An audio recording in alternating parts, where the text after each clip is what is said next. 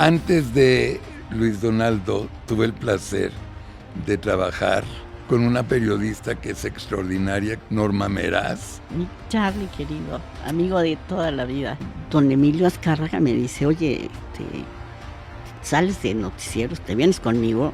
Yo no entiendo esto en sus palabras, nada, no entiendo nada. Y quiero que me expliques qué está pasando. ¿Cuál es tu percepción 31 años después de quién fue el asesino? Aburto fue torturado. Obligado.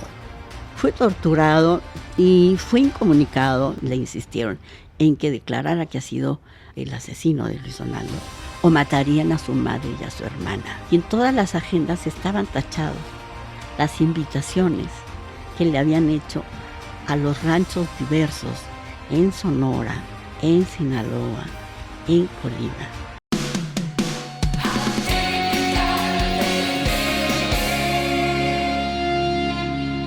Familia Tipical, muy buenos días. Hoy es domingo, hoy es día de Platicando con.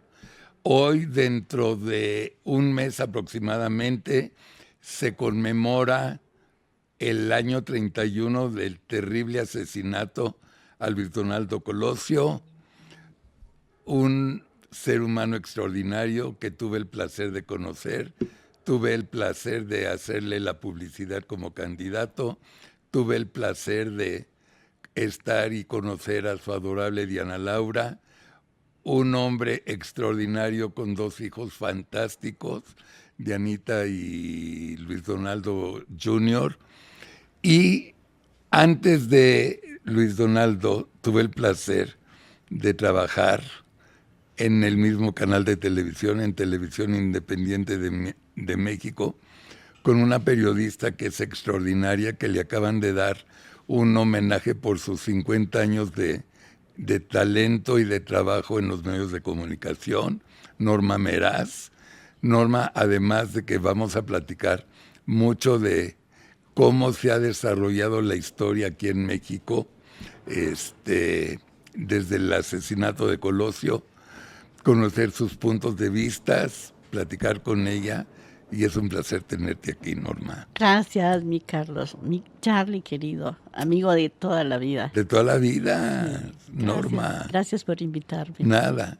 Oye, no quiero tocar ahorita así rápido el tema de Donaldo. Lo vamos a tocar porque además los dos lo vivimos muy cerca. Pero 50 años se dice fácil, ¿no? ¿Qué memorias tienes así que dices, esta entrevista, este artículo que escribí, me dejaron con una huella imborrable? Que te acuerdes, así entrevistas y eso. Bueno, pues fueron tantos años de entrevistas, de personajes diversos, desde hacer un programa del qué pasa en México con me acuerdo. Los boxeadores, lo hacía para Notimex, y los que venden paletas, etcétera. Desde personajes de primera línea, presidentes, primeros ministros.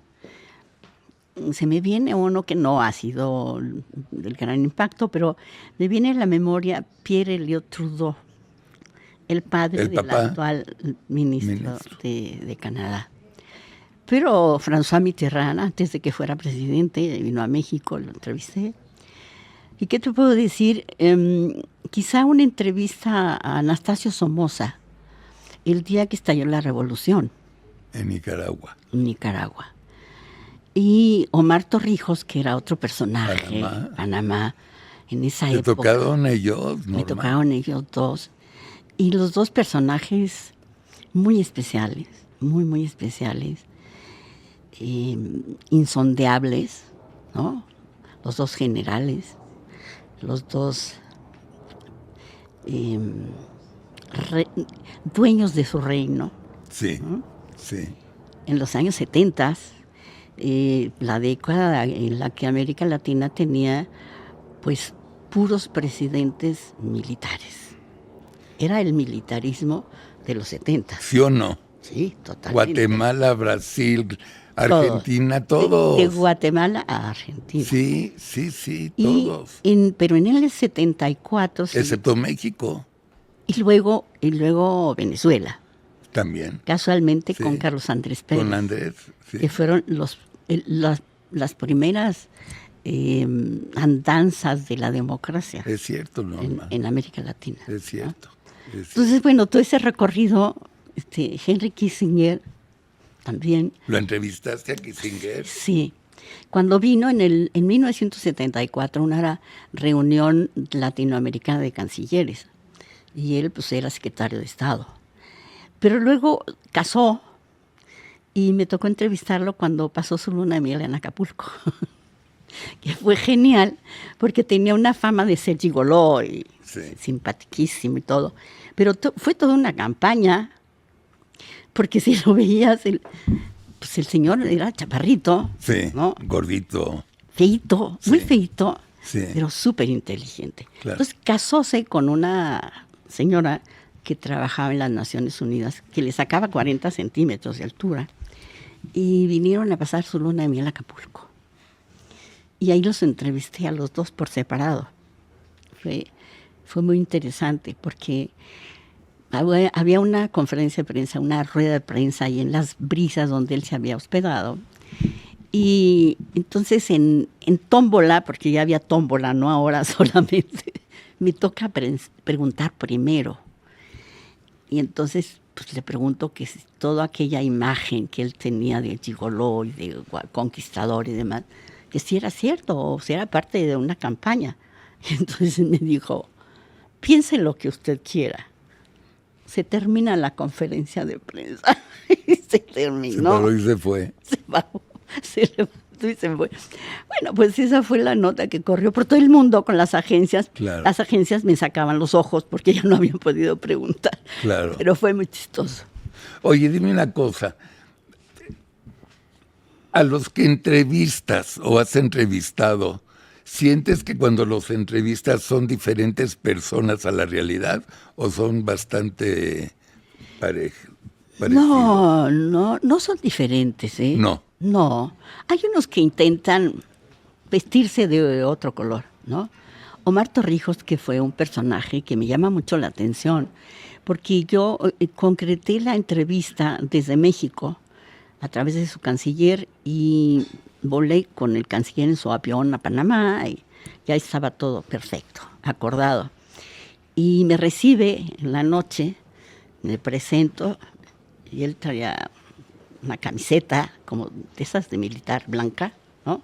Pantalón verde. Y entonces no me vio en toda la noche, me invitó a cenar en su casa. Cenamos un espagueti y una botella de vino, pero nunca me vio a la cara.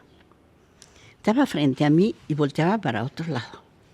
Entonces a mí me desconcertaba muchísimo eso. Y entonces le dije, bueno, pero señor presidente, pues ya tenemos esta entrevista acordada. Pues yo tengo pocos días para regresar a México y todo eso. Ah, sí, mañana. Y así me trajo 8 días. No jodas. Sí, pero mandaba, a las 6 de la mañana me hablaba al hotel y me decía, Norma, pasan por ti. Y colgaba. Entonces yo tenía que estar lista con el camarógrafo y el asistente del camarógrafo para entrevistarlo. Y siempre a una casa diferente. Entonces fue muy, muy curioso porque un día le dije, general, me urge, porque ya me voy, ya Jacobo Zabludovsky me va a correr. Sí. Me dijo, yo le hablo a Zabludovsky.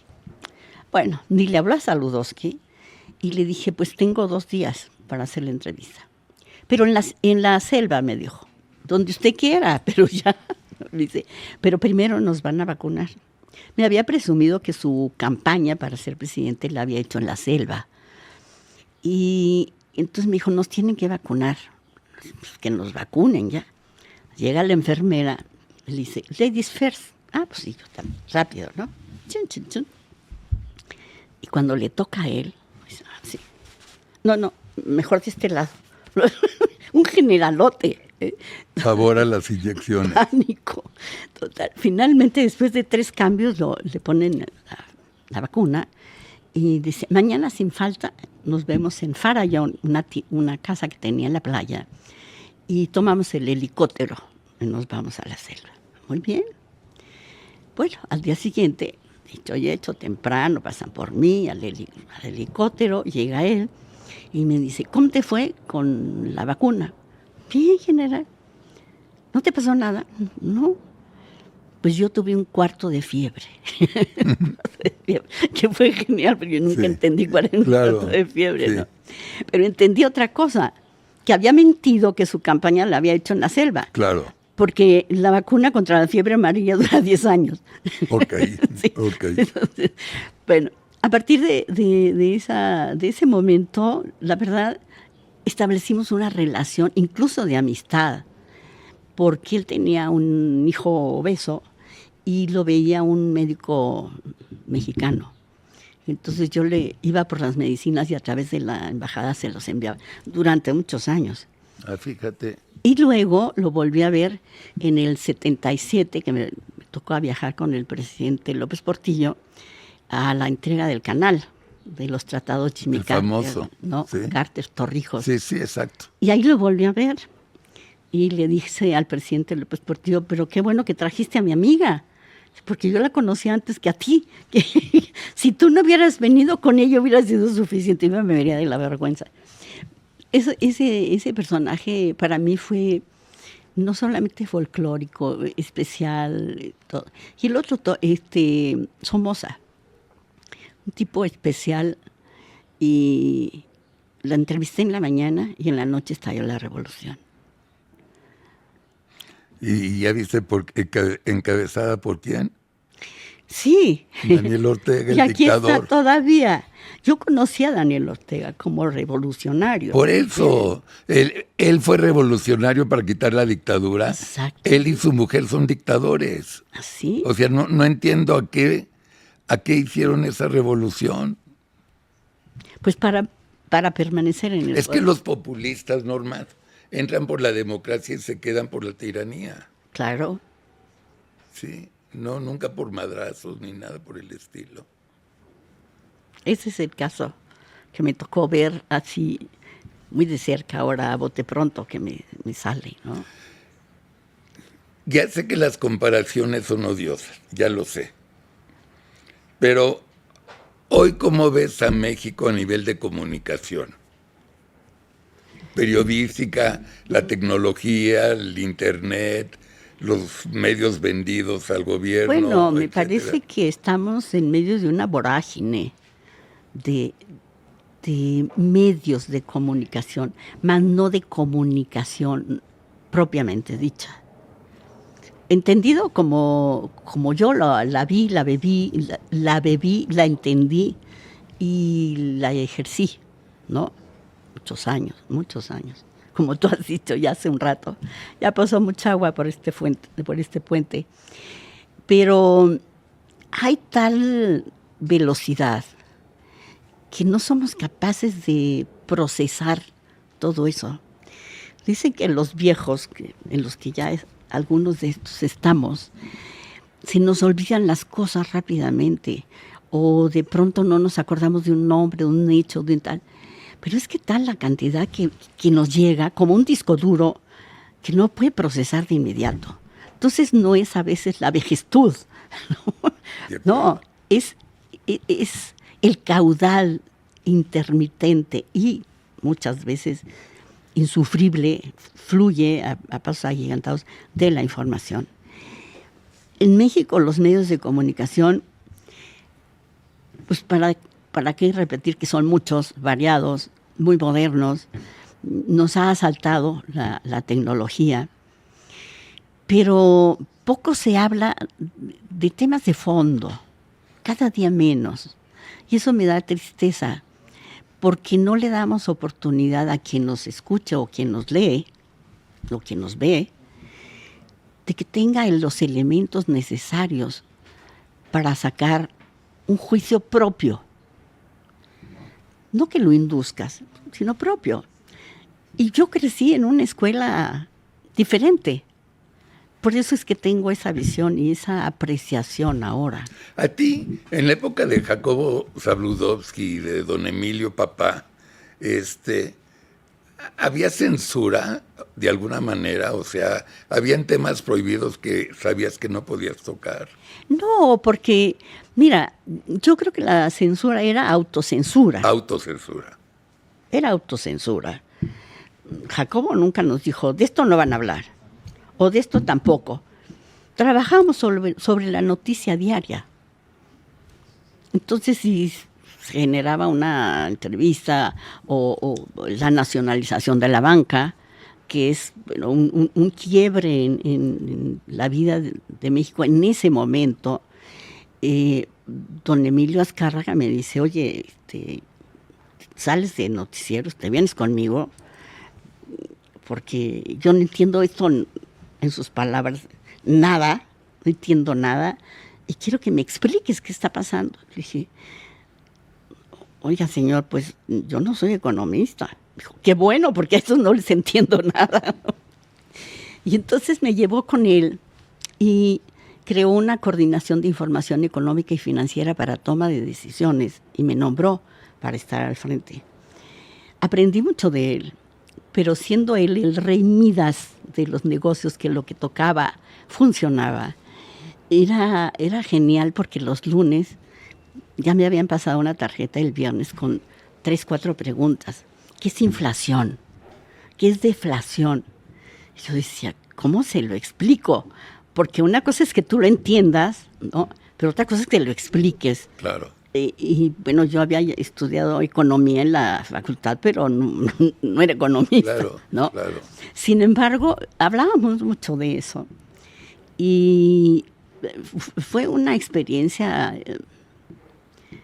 pues singular trabajar con él, que nunca había tenido yo pues una relación más que desde noticieros hacia el dueño de la empresa, ¿no? Y un hombre muy exigente, un hombre especial. Muy, pero al tiempo muy humano y muy generoso. Me tocó verlo como a muchos cuando el temblor del 85, ¿no? Él se armangó la camisa, se puso a ver y a contar los muertos y cuántos féretros había que traer, etcétera, etcétera. O sea, era un hombre muy humano. Y de esa manera, pues aprendí mucho. Estuve del 82 al 88 con él. Ya dejé noticieros, pero él quiso que me mantuviera en el cuadrito con la sección de Norma, el dinero y usted, ¿no? Uh-huh. Entonces, pero no, nunca dijo, él decía, yo soy priista a morir. No dijo, a ver quién no es priista. No, nunca. No. Ni hablábamos de otra cosa más que de la información cotidiana, pero buscábamos siempre el sustento de esa información. Y mucho reportaje de investigación, cosa que hoy no se hace. No se hace investigación. A mí me puso un día una madriza. ¿Quién? El señor Azcárraga.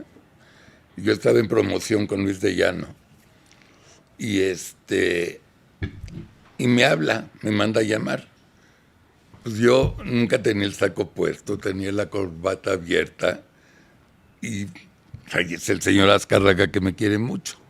Y llego y me dice, ¿a dónde crees que llegaste? Le dije, a tu oficina. Ah, en mi oficina nada más se usa corbata y saco.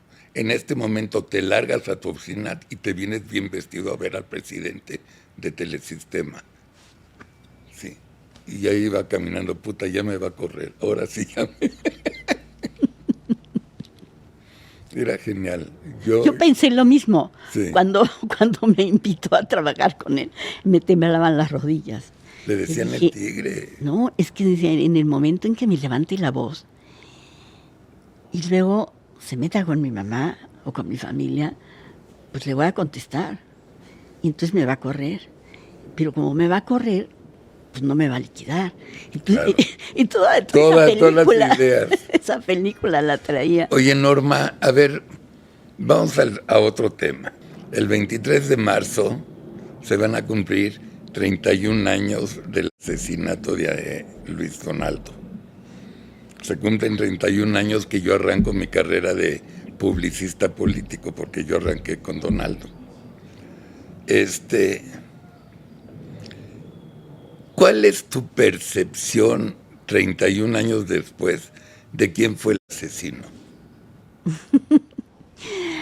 Oye, me haces la pregunta de los Percepción. 800,000. Yo te voy a dar la mía. Dólares. La percepción. Sí. Pues mira, es que es difícil la respuesta porque es una cosa es la percepción. A través de lo que viví en ese momento, lo que sufrí, lo que mi vida cambió, al igual que para muchos mexicanos, ¿no? Al país. Y mi percepción es la pérdida de un hombre que, aunque lo hubiera no existe, hubiera sido realmente un buen dirigente. Un gran presidente, de este país, seguro. ¿no? Seguro.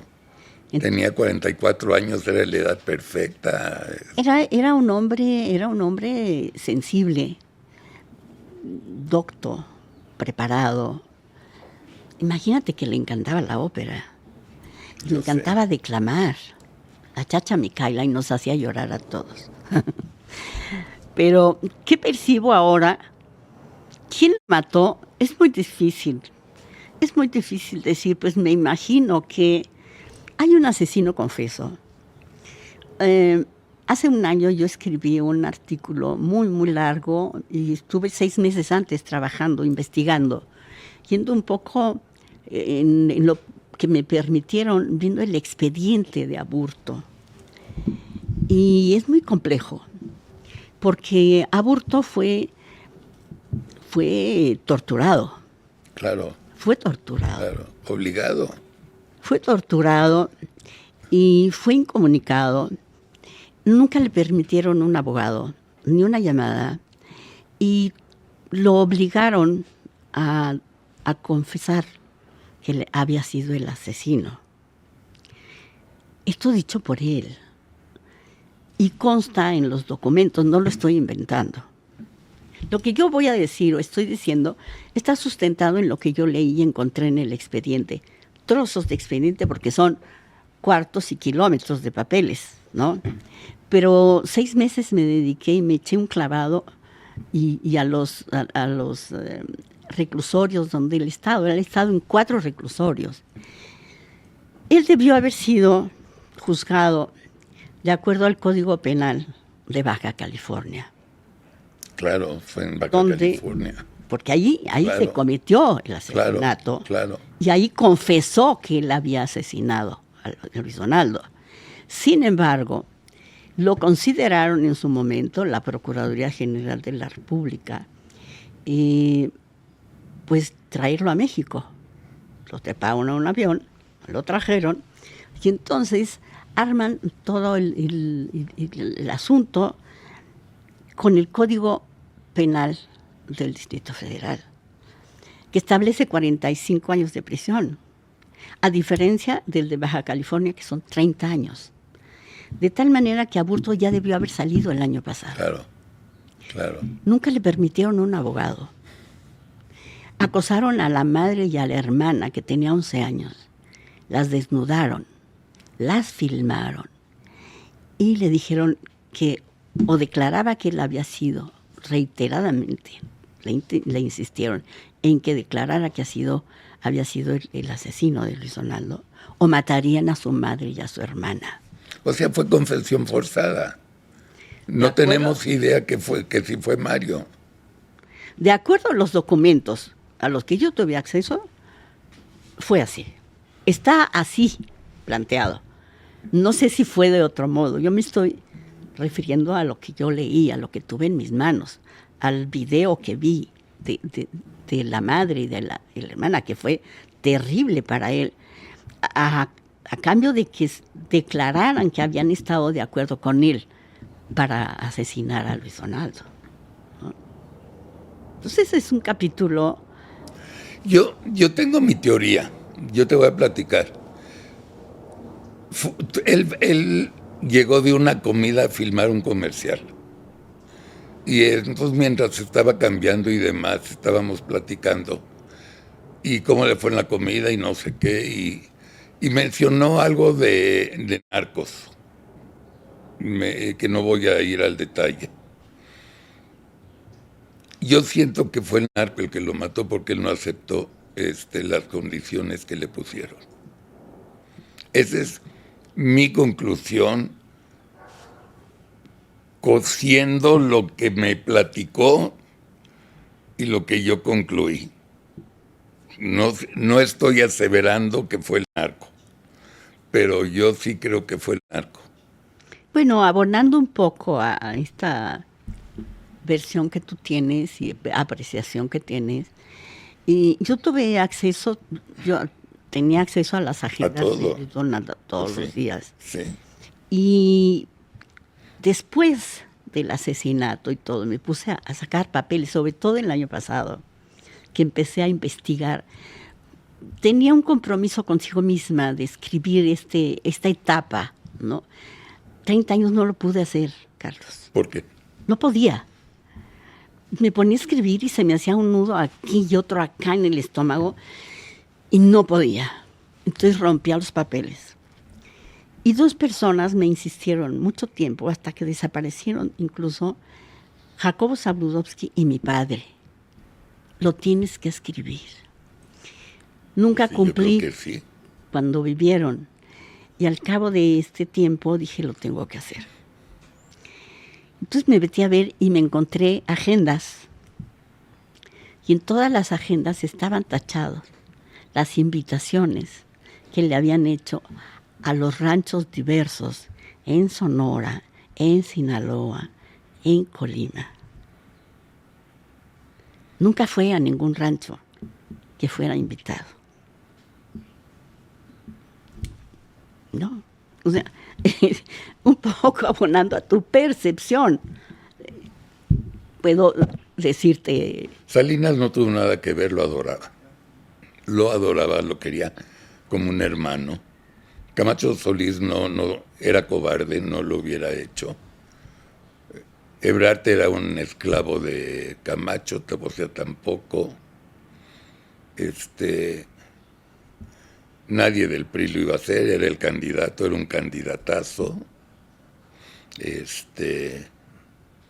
Ernesto estaba muy feliz de ser su coordinador de campaña. No le veo. El PAN menos, pues qué chingados le importa el PAN.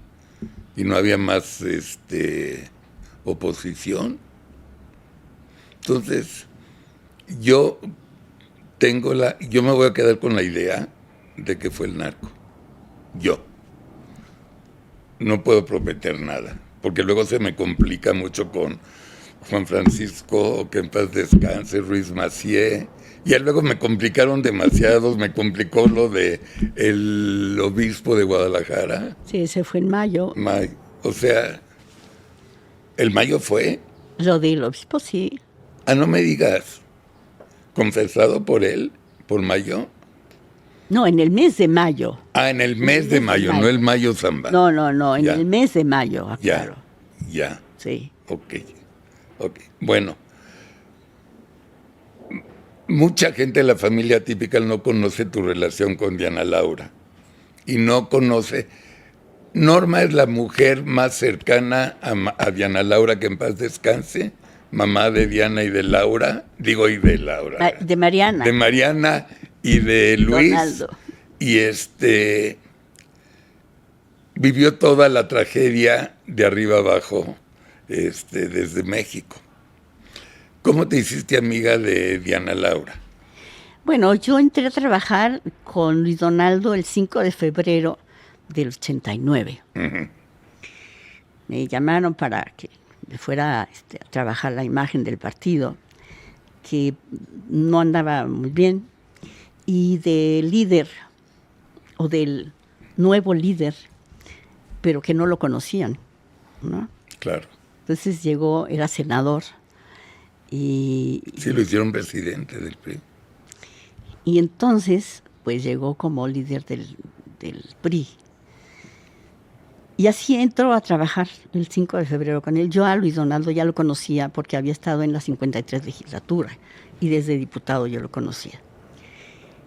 Pero bueno, no habíamos tenido mucha relación, sino que hasta después que es senador y lo nombran presidente, líder del Comité Ejecutivo Nacional, me hablan para que me haga cargo de eso. No fue fácil al principio porque ya ves que era muy arisco, ¿no? Pero un tipo lleno de ternura por dentro, noble. Y al principio, ¿y qué me vas a cambiar? ¿Y qué tengo que hacer? Entonces tú lo conociste. Bueno. Cuando llego en febrero, Diana Laura ya está en crisis en el hospital. Ya. De tal manera que yo no la conozco en ese momento. La conozco pocos meses. ¿Era del cáncer o antes del cáncer? A ella le diagnosticaron primero hepatitis. Exacto. Y le estaban tratando la hepatitis cuando era pancreatitis. Entonces llego en ese momento justo y me dice Donaldo, oye, ¿me puedes echar? Te quiero pedir un favor diferente a esto. ¿De qué se trata? ¿Me puedes echar una mano con el galán? ¿Con cuál galán? Así le decía a su hijo. Y entonces le digo, pues sí. Entonces yo me llevaba a Donaldito con mi hijo Ángel, que son de la edad. Sí. Me los llevaba a la oficina, que hicieran palitos y bolitas y todo ese rollo. Por eso han crecido juntos y por eso son como hermanos. Sí. Y él es mi otro hijo. Sí, obvio. Imagínate, 3 años y medio, ¿no? Y ahora ese niño de 3 años ya es senador. Sí. Lo entrevisté hace un mes. No me perdí la entrevista. ¿Cómo?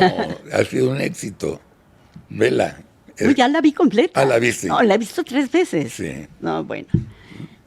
Para mí es una emoción muy especial. Y entonces, pues, me llevó al niño, viajaba yo, y a los 3 meses, más o menos, Diana Laura reaparece en la oficina y me manda a llamar. Y entonces pues, me pongo a las órdenes, yo no la conocía, y me dice, es que primero te tengo que agradecer pues, que te hayas hecho cargo de mi hijo. No, pues, oye, por favor. Entonces me dice, pero quiero que no te separes de mí. Quiero que me ayudes. Pues en todo lo que usted diga, señora. No me hables de usted, no sé qué, no sé cuánto. Entonces Luis Donaldo me pide que aparte de hacerme cargo de lo de él y de la imagen del partido, porque pues el partido estaba de a la caída, tú sabes, en esa época, y luego a él no lo conocían. Entonces hacer todo un proceso de sensibilización y de presentarlo, ¿no? O sea, hicimos como 500,000 pósters para mandar a todas las oficinas del PRI, seccionales, distritales, etcétera, etcétera, con una tarjetita, ¿no? Que él firmaba. Entonces fue curioso porque cuando empezamos a hacer las giras, llegábamos a un seccional perdido en la Lacandona y entonces tenían enmarcado, aparte de la foto de él, enmarcada la tarjeta que les había mandado. Qué buena onda. Entonces empezó bueno, 3 vueltas le dimos al país. Pero también con Diana, me dijo, ayúdala, mira, o sea, empezamos con la adicción y ya sabes lo que se trata de esto, ¿no? Y pues manejar su presencia con fortaleza, con todo eso, que le fue generando a ella una vitamina que le ayudó mucho, ¿no? Y eso nos unió mucho como amigas. Me asumió como su familia, cosa que le vivo eternamente agradecida por su cariño, por su confianza, por su sensibilidad que entregada a mí cuando nació ya Mariana. Y bueno, pues qué decir, luego el día 23 de marzo, ¿no? Ese fue el día del asesinato.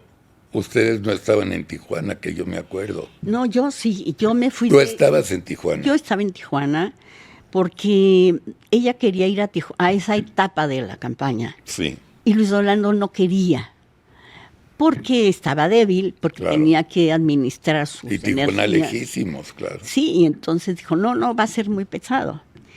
Y le dijo, pues yo quiero ir, y yo quiero ir, y yo quiero ir, y yo quiero ir. Todavía 8 días antes, un miércoles antes, le organicé una comida con mis amigas de Televisa, con Virginia, con Pati Suárez, con Lola Ayala, con Rita Ganem, etcétera, etcétera. Y entonces le dijimos que faltaba Talina, porque ella vivía en Tijuana. Sí, yo sé. Entonces dijo, pues quiero hablar con ella para conocerla. Entonces ya la comuniqué con Talina y le dice, oye, pues ¿cuándo vienes? Le dijo a Diana, dijo, pues sí voy a ir, pero primero quiero que vayas a acompañar a mi marido, porque va a tener una campaña ahí, un discurso, entonces ve a echarle porras. Y entonces dijo, es que si voy, me le voy a colgar a besos, le dijo a Talina. Sí. Dijo, no importa, cada beso es un voto, sí, decía Diana. Claro. Entonces me dice, bueno, pues ok, pues habla con Ricardo Canavati, el coordinador de invitados, para que invite a Talina.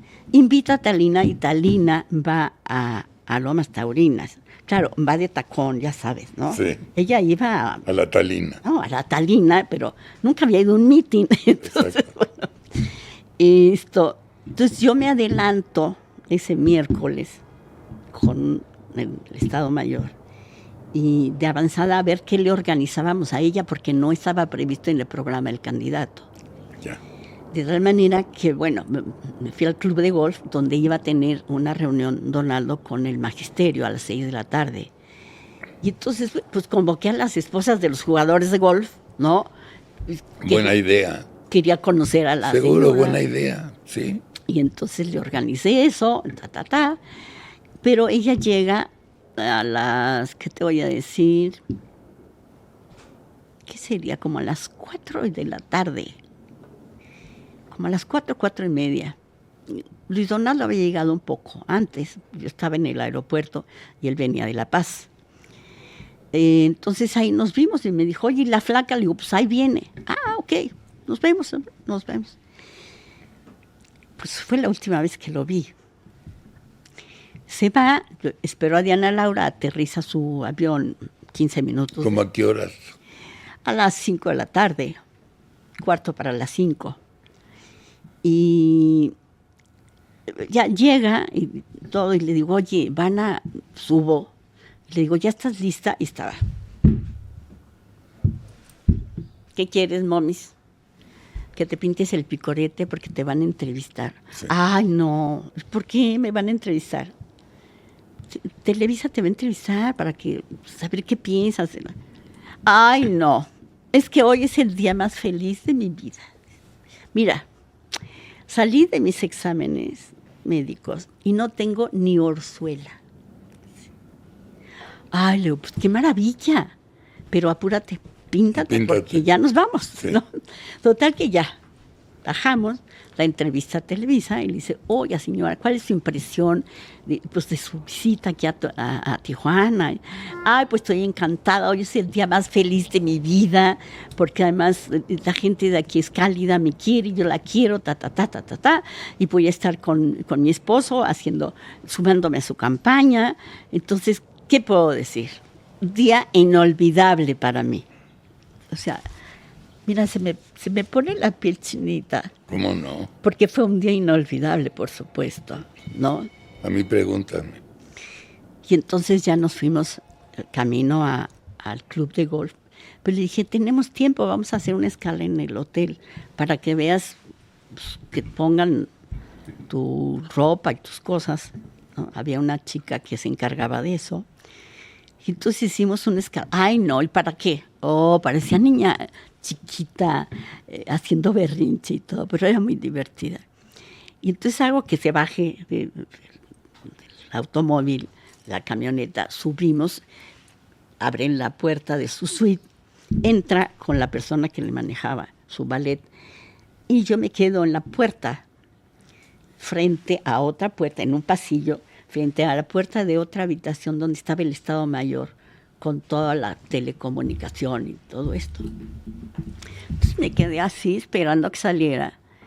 Y de pronto escucho que alguien viene en el pasillo. Ya ves que todos los pasillos de los hoteles son oscuros, ¿no? Sí, claro, rectos y oscuros. Sí. Entonces veo que se acerca alguien así jadeante. ¿Quién es, no? Se acerca Beto Villescusa, un amigo de Luis Donaldo. de Sonora y se había sentido mal en días anteriores. Y cuando lo veo le digo, Beto, que le está dando un infarto, ¿no? Camino a 1 metro, lo alcanzo y lo meto al cuarto del Estado Mayor y lo siento en un sillón. Y le digo, dime, ¿qué pasa? ¿Cómo te sientes? Me dice, Donaldo. Digo, ¿qué pasa? Dice, es que le metieron un balazo en el estómago y otro en la cabeza. Y yo, hincada frente a él, me quedé. Le digo, ¿y está vivo? Fue lo único que me salió. Y en ese momento oigo que me dice, momis, ya deja de echar relajo, ya vámonos. Y yo no me podía mover, no podía... ¿A dónde iban a ir? Al club de golf. Y entonces, pues, no le contesté, y entonces ella ingresa al cuarto y le dice, Beto, ¿qué está pasando? Porque ella sabía que Beto siempre iba pegado con Luis Donaldo, ¿no? Y le dice, es que a Donaldo se lo llevaron al hospital porque le dieron un garrotazo en la cabeza. No, me levantó, duré muchos días con sus dedos morados en me imagino. Porque me levantó con una fuerza. Salimos corriendo, bajamos por la escalera, ni siquiera por el elevador. Nos subimos a la camioneta. Vámonos, vamos. ¿A dónde? Al hospital, dijo ella. Nosotros no sabíamos si estaba en el hospital, en qué hospital. O sea, nada. Ella reaccionó de esa forma. Llegamos, subimos la escalera para entrar al hospital y en la puerta, ya para cerrar, oigo un grito. ¡Momis! Y era Talina, que la había traído una patrulla que se llama la barredora, ¿no? Que recoge a todos los que se quedan al final del mitin, pero es que ella de tacones en medio esperando que fueran por ella. Así es como entra Talina al hospital. Y de pronto venía un médico para decir, bueno, sangre del tipo de Donaldo, que era una sangre de tipo muy raro. Y Talina dice, yo, ¿no? Se la llevan al laboratorio. Obviamente no tenía ese tipo, pero bueno, fue con esa chispa y esa oportunidad que tenía genial, en paz descanse. Y entramos al hospital. Yo ya no la vuelvo a ver, porque subimos al piso donde estaba el quirófano, y ya el doctor de Luis Donaldo le da el parte a Diana, y sale, no sale, o sea, estaba en el pasillo, y me dice, no puede ser, o sea, no puede ser. Le digo, claro que no va a ser.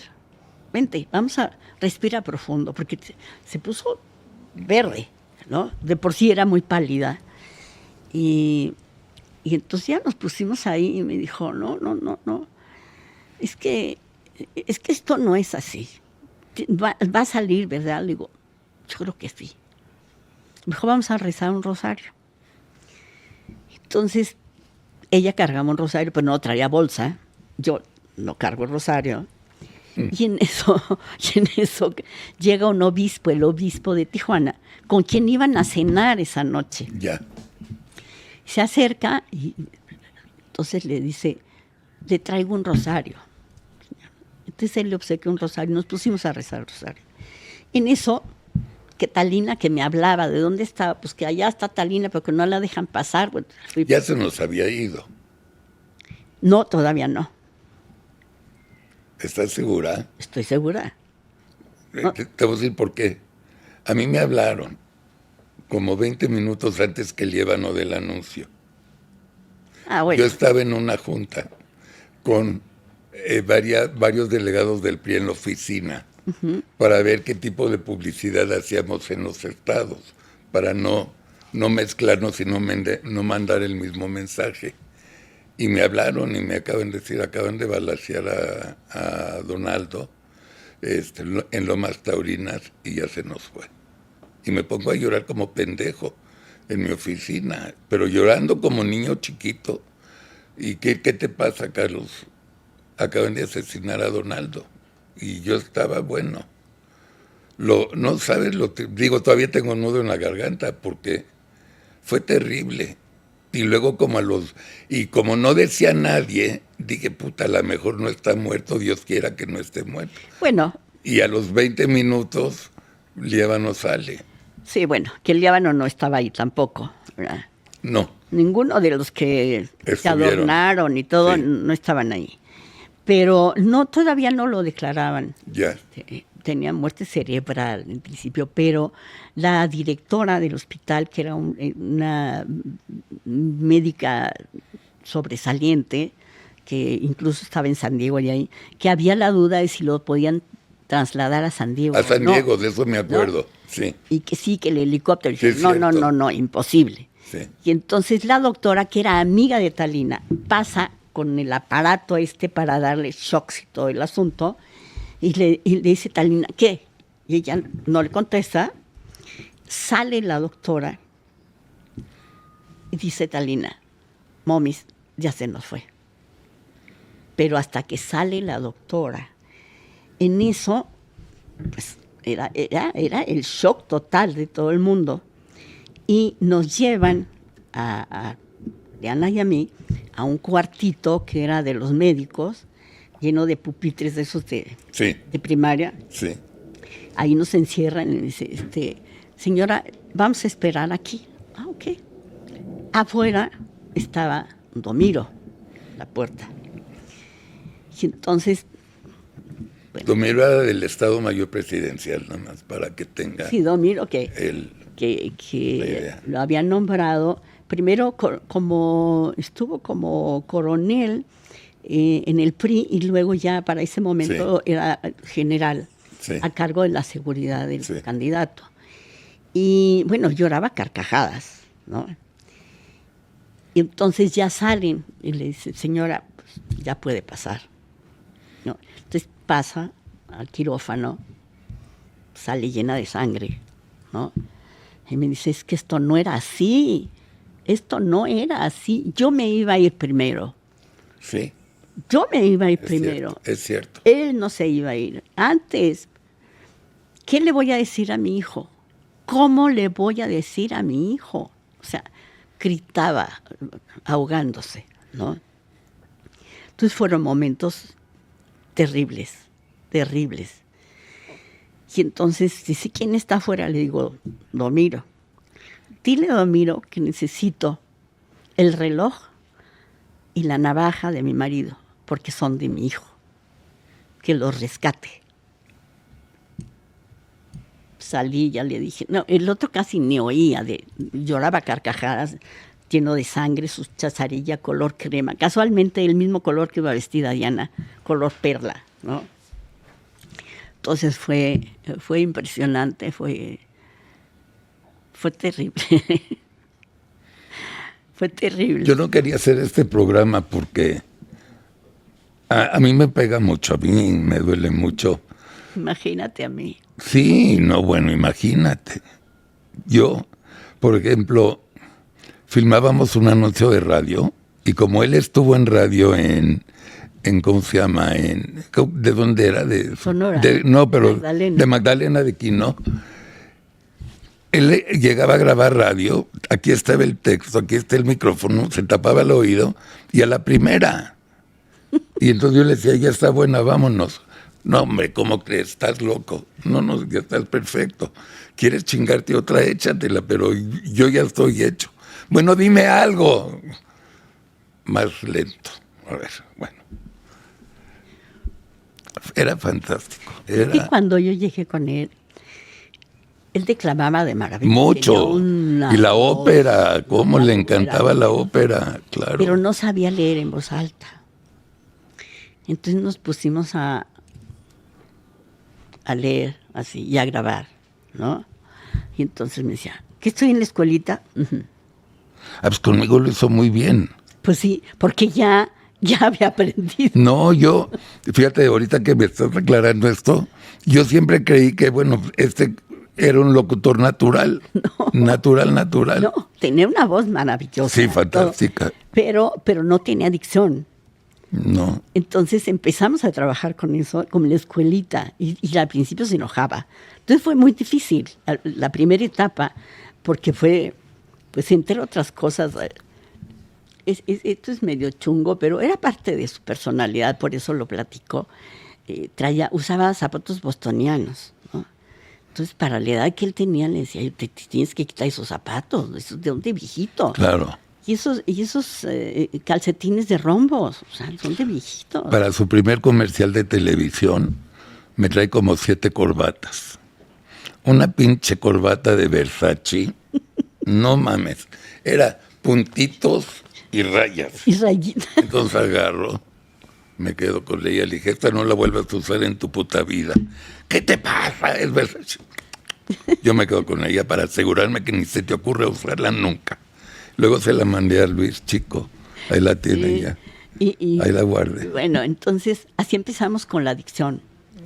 Y bueno, logró una dicción maravillosa. Sí, y con ese borrego que tenía, bueno, el discurso del 6 de marzo, esta prueba fehaciente. Perfecto. ¿No? Y a la Limón, pues fueron 3 etapas para contarle los chinos. Que no se dejaba. No se dejaba. No se dejaba. Pero fue toda una etapa maravillosa. Gran ser humano. Extraordinario hijo, padre, esposo, compañero. Y realmente se convirtió en el gran líder. Sin duda. Sin duda, ¿eh? Sin duda. Mira, desgraciadamente el que hubiera no existe. Pero yo te adelanto 2 cosas. Si Donaldo hubiera sido presidente y Mid hubiera sido presidente en lugar de López Obrador, este país estaría en las nubes ahorita. No con las mamadas de la 4T. Norma, gracias por venir, mi amor. No, gracias por invitarme, pero pues has hecho que llegue a una catarsis que siempre me duele.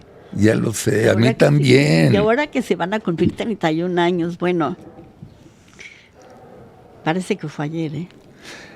Mira, para ti fue tremendo por la cercanía tan cercanísima.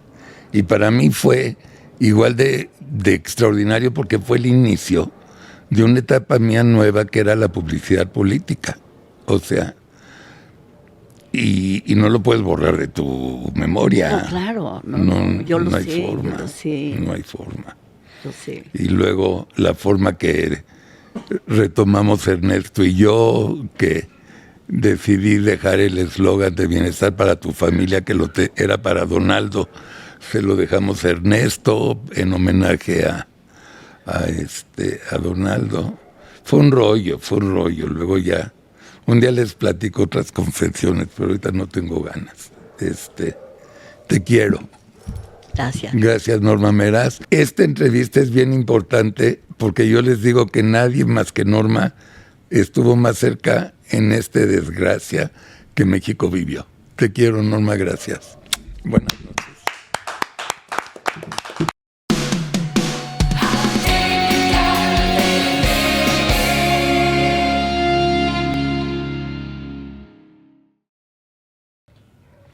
Le hicimos un audiovisual a Donaldo.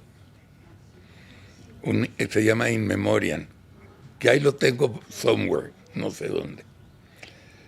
Y terminamos de tomarle las primeras fotos a Ernesto de candidato.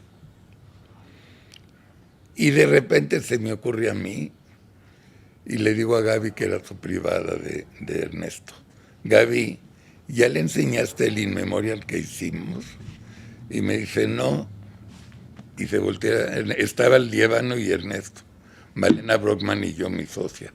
Y me dice, pendejo, ¿no? Entonces dice, esto, enséñamela. Lo voy a buscar. Abre la puerta y me dice, chica, tú mal estás loco. Dije, ¿pero por qué? Porque velo.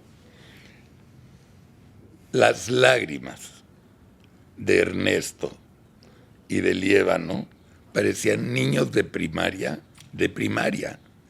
como que perdió en el partido de fútbol. Lloré y lloré. Dije, seguro ellos tampoco fueron.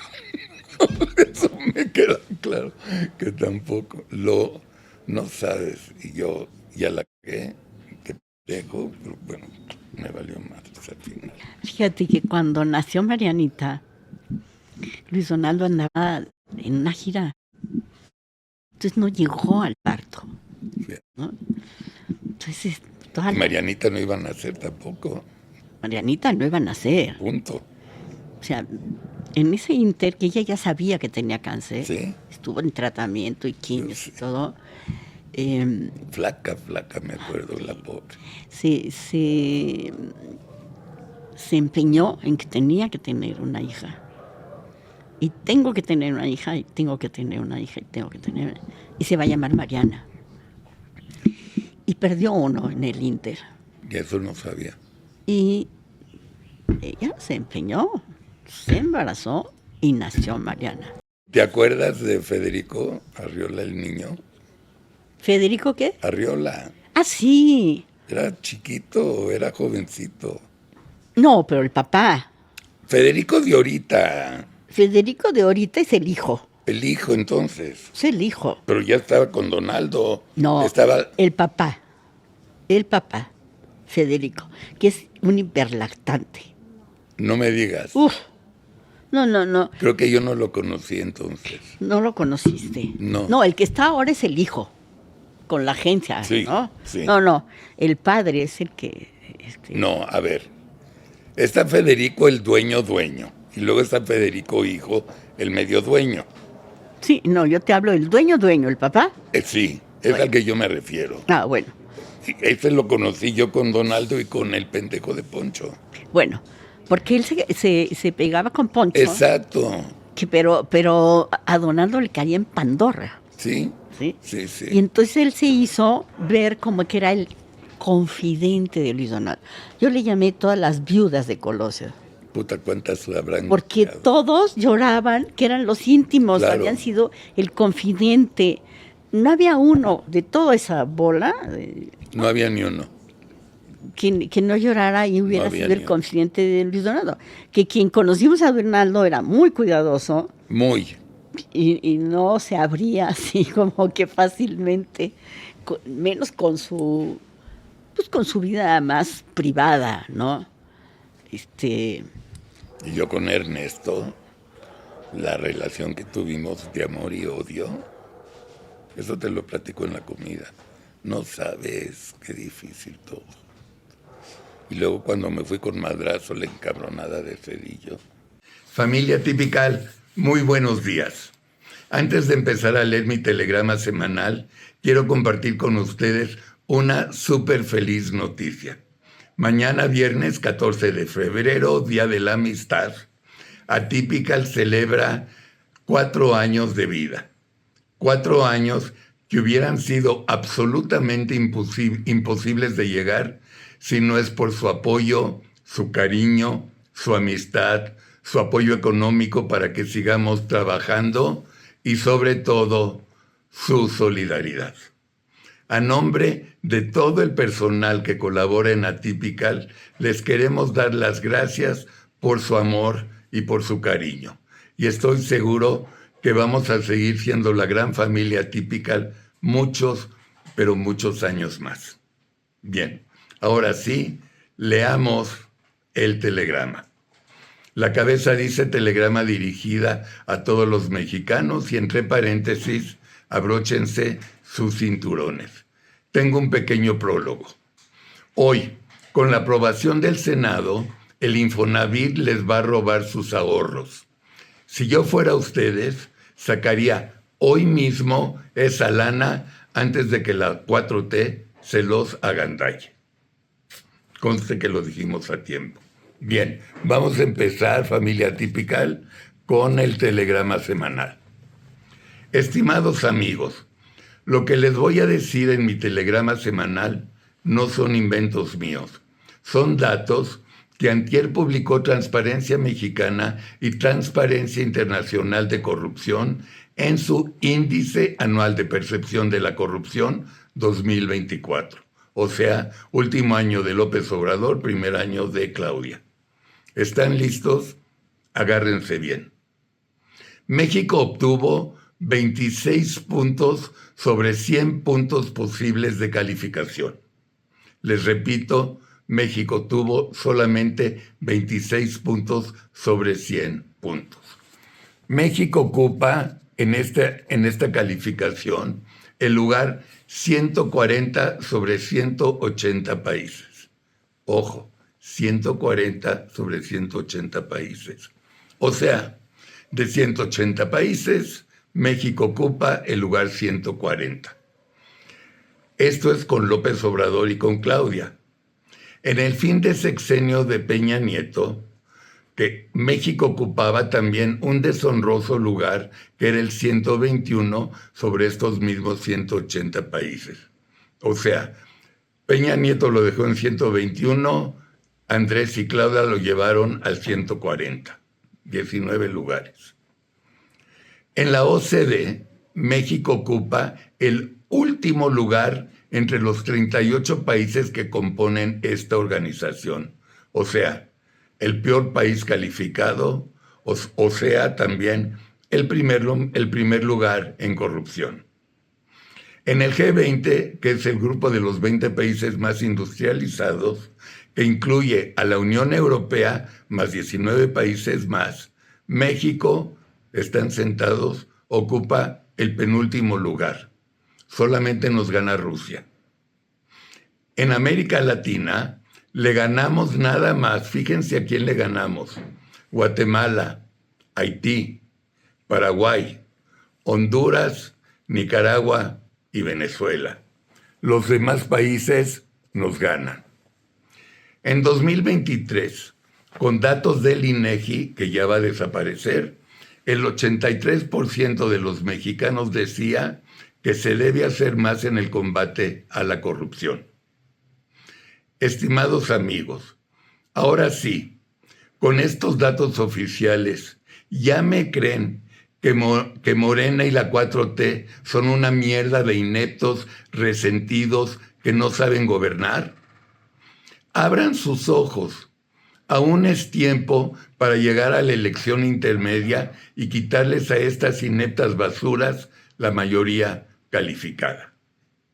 Familia Atypical, muchas gracias por estar con nosotros, por seguir con nosotros. Disfruten la programación de Atypical y nos veremos Dios mediante el próximo jueves.